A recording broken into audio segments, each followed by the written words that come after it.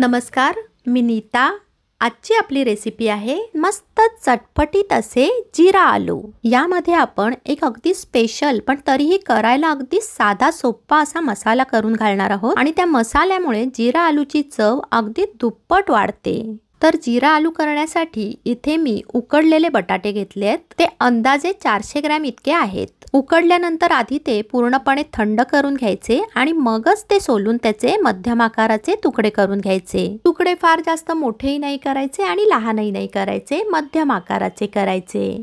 फक्त एक गोष्ट लक्षात ठेवायची की बटाटे पूर्णपणे थंड झाल्यानंतरच सोलायचे आणि मग त्याचे तुकडे करून घ्यायचे। आता एका पॅन मध्ये साधारण 1.5 ते 2 इतके मोठे चमचे भरून तेल घ्यायचं। त्यामध्ये घालायचं अर्धा लहान चमचा जिरं थोडंसं लालसर झालं की घालायचा पाव लहान चमच्यापेक्षा थोडासा जास्त हिंगाचा सुगंध खूप छान येतो या जिरा आलू मध्ये। हिंग तेलामध्ये फुलला की 2 लहान चमचे आलं लसणाची पेस्ट घालायची। आलं लसणाची पेस्ट तेलामध्ये व्यवस्थित परतून घ्यायची, म्हणजे त्याचा कच्चेपणा साफ निघून गेला पाहिजे। गॅसची फ्लेम मात्र आपल्याला अगदी कमी ठेवायची आहे, कोणताही जिन्नस अजिबात करपू नाही द्यायचा।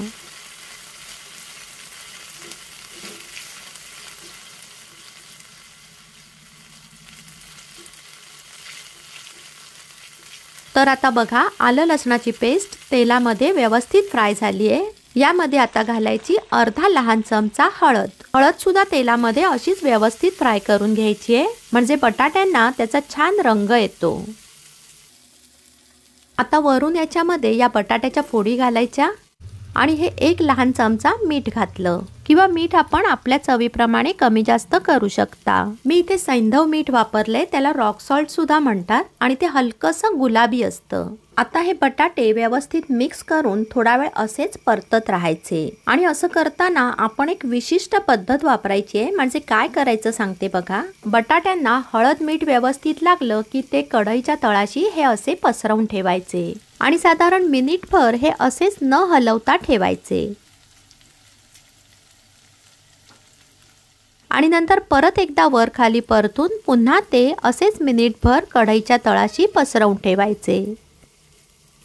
असं करण्याचं कारण मी तुम्हाला पुढे सांगते, पण तोपर्यंत हे असेच पॅनच्या तळाशी पसरवून ठेवायचे आणि मध्ये मध्ये वर खाली ढवळून व्यवस्थित मिक्स करून घ्यायचे। मात्र असं करताना गॅसची फ्लेम अगदी कमी ठेवायची, बटाटे करपणार नाहीत याची काळजी घ्यायची। आणि आता हे करत असताना आपण एकीकडे आपला स्पेशल मिक्स मसाला करून घेऊ। त्यासाठी मी गॅसवर पॅन ठेवलाय, त्यामध्ये घालायचं 1 लहान चमचा जिरं, 1 लहान चमचा बडीशेप आणि 1.5 लहान चमचा धणे। हे सगळं आपल्याला मंद गॅसवर असं कोरडंच भाजून घ्यायचंय। आपल्या जिरा आलूला जी टेस्ट येणार आहे ना, ती याच मसाल्यामुळे येणार आहे। तसं बघितलं तर आपण धणे जिऱ्याची तयार पावडर सुद्धा वापरू शकलो असतो, पण आपण हे सगळं जेव्हा ताजं कुटून घेतो ना, तेव्हा त्याचा ताजा सुगंध आणि चव यामुळे आपल्या जिरा आलूला एक वेगळीच मजा येते। आणि यात आपण बडीशेप सुद्धा वापरली आहे। या बडीशेपच्या पावडरमुळे तर ना आपल्या जिरा आलूची चव अगदी दुप्पट होते। हे बघा, हे सगळे जिन्नस मी असे थोडेसे लालसर होईपर्यंत भाजून घेतलेले आहेत। नंतर मिक्सरच्या भांड्यात काढून ते थोडंसं जाडसर वाटून घ्यायचं। ही बघा, ही अशी थोडीशी जाडसर पावडर करायची आहे। आणि आता इथे हे बटाटे बघा कसे छान क्रंची झालेत आणि रंग सुद्धा खूप सुंदर आलाय।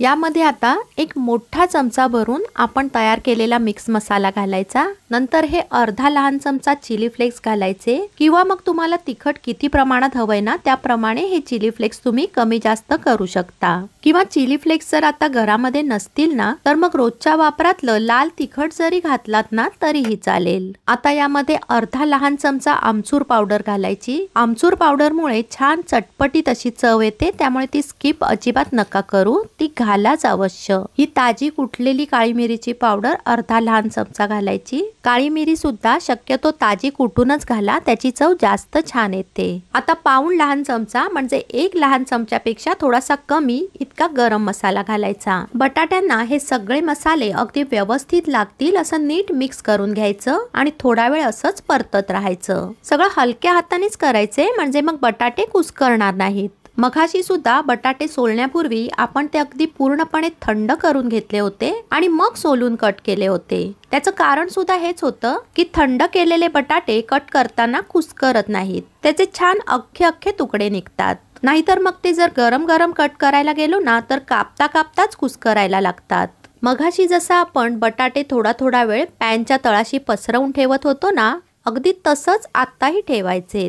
आणि मघाशी मी म्हटल्याप्रमाणे तुम्हाला हे असं करण्याचं कारण मी आता सांगते. आता बघा, यामध्ये आपण जे जे जिन्नस घातलेत, म्हणजे जसं आलं लसूण पेस्ट असेल, चिली फ्लेक्स, मिक्स मसाला, हिंग, हळद, आमचूर पावडर, गरम मसाला, या सगळ्यांचं एक छान कोटिंग बटाट्यांवर चढतं. आणि पॅनच्या तळाशी आपण जेव्हा ते थोडा थोडा वेळ पसरवून ठेवतो तेव्हा हे मसाले हलके हलके व्यवस्थित भाजले जातात आणि बटाट्यांना सुद्धा हलकासा कुरकुरीतपणा येतो. मसाल्यांची एक नाजूक क्रिस्पी अशी लेअर या बटाट्यांवर चढते आणि जिरा आलूंना त्यामुळे अशी काही चव येते की तुम्ही ही भाजी एकदा का पानात वाढलात ना की परत परत मागितली जाईल, इतकी ती छान होते. एकदा खरंच माझ्या पद्धतीने ही भाजी करून बघा, तुमच्या घरातली मंडळी ही भाजी खाताना अगदी नक्की खुशच होणार. आता मी इथे तुमच्याशी बोलता बोलताच 2 लहान चमचे हलकीशी भाजलेली कसुरी मेथी हातावर चुरून यामध्ये घातली आहे आणि वरून ही छान हिरवीगार बारीक चिरलेली कोथिंबीर. आणि आता बघा,